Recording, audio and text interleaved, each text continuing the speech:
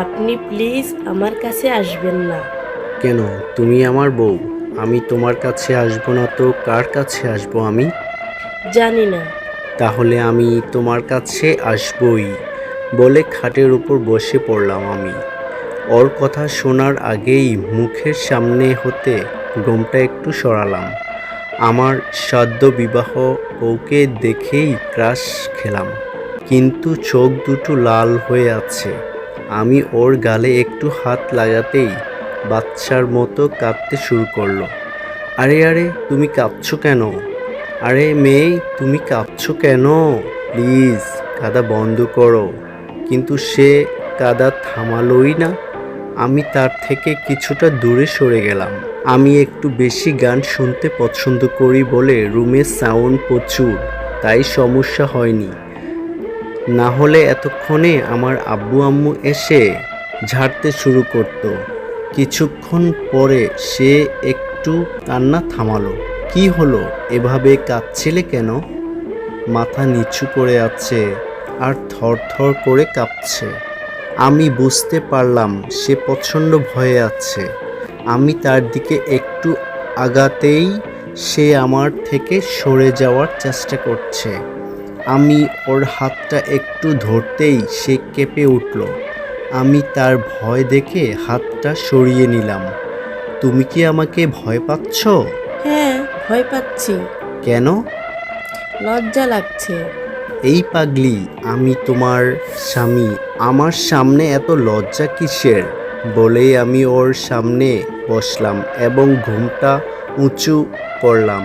আমি ওর মুখে ভয়ের ছাপ দেখতে পেলাম, তাই আমি সরে গিয়ে ওকে খাটে শুতে বললাম এবং আমি সোফায় গিয়ে বসলাম।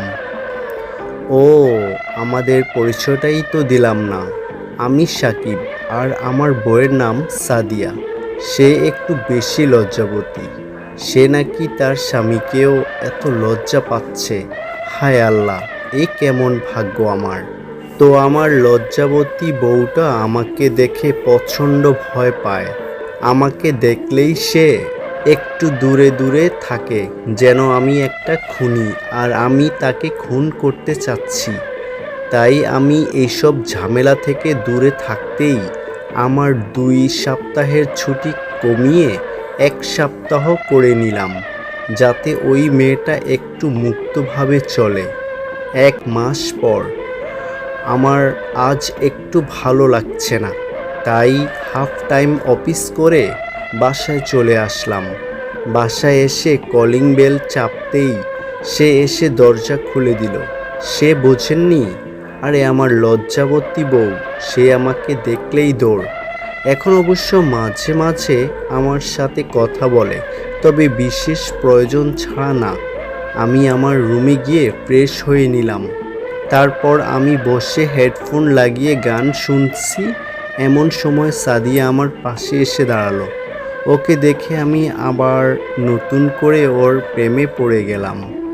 চুলগুলো ছাড়া টানা টানা হরিণ চোখ। কিছু বলবে? আপনি আজ এত দ্রুত চলে আসলেন কেন? আর এমন কথা শুনে আমি অবাক হয়ে গেলাম, তাও নিজেকে সামলে নিলাম। ভালো লাগছিল না। কেন? কোনো সমস্যা? না মানে এমনি। বলেই চলে যাচ্ছিল, কিন্তু আমি ওর হাতটা ধরে এক টানে ওকে আমার উপর টেনে নিলাম। এই কি করছেন? আমাকে ছাড়ুন, কেউ দেখে ফেলবে। কেউ দেখবে না, আর দেখলেই বা কি হবে? আমি তোমার স্বামী। প্লিজ আমাকে ছাড়ুন। আচ্ছা, ছেড়ে দিব। গল্পটি আপনাদের কাছে কেমন লাগলো অবশ্যই লাইক কমেন্ট করে জানাবেন। পরবর্তী গল্প মিস করতে না চাইলে আমাদের ইউটিউব চ্যানেল সাবস্ক্রাইব করে রাখুন, আর ফেসবুক পেজ থেকে দেখে থাকলে ফলো দিয়ে রাখতে পারেন।